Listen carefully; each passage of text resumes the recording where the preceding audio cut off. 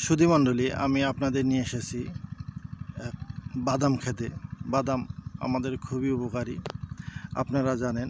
বিশেষ করে ত্বক এবং বয়স ধরে রাখে। এটা হচ্ছে আমাদের দেশের বাদাম। আপনাদের দেখাচ্ছি, দেখেন বাদাম কিভাবে চাষ করে এবং কত সুন্দর। এটা মূলত চর এলাকায় এসেছি। দেখেন যে চর এলাকার খুবই সুন্দর।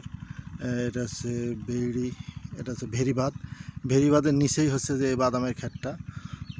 বাদামের ক্ষেতটা আমি আপনাদের দেখাই, কত সুন্দর ক্ষেতটা। এটা এখন হচ্ছে বিকালবেলা, যার ফলে সুন্দর হয়েছে ক্ষেতটা।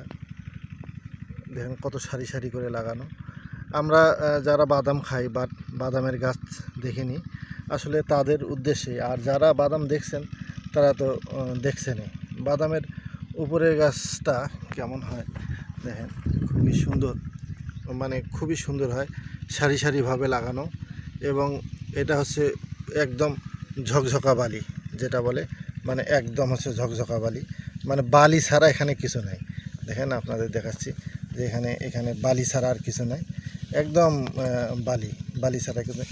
এই বালির মধ্যে এই বাদামের গাছ, খুবই সুন্দর বাদামের গাছ হয়েছে।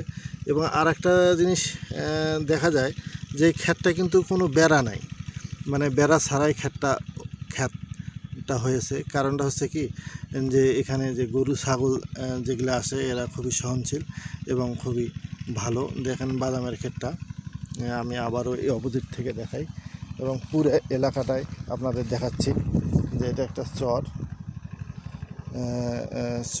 ঠিক এটা হচ্ছে ধরলা নদীতে আপনার এই বাদামের ক্ষেতটা আমি ঘুরে ঘুরে দেখাচ্ছি আপনাদের, আশা করি আপনাদের ভিডিওটা ভালো লাগবে। এবং জিরো লাইভের পক্ষ থেকে এবং ঘুরে ঘুরে দেখাচ্ছি আপনাদের ধান ক্ষেত এবং এর সাথেই এই বাদাম ক্ষেতটা খুবই ভালো। আশা করি আপনাদের ভিডিওটা ভালো লাগবে।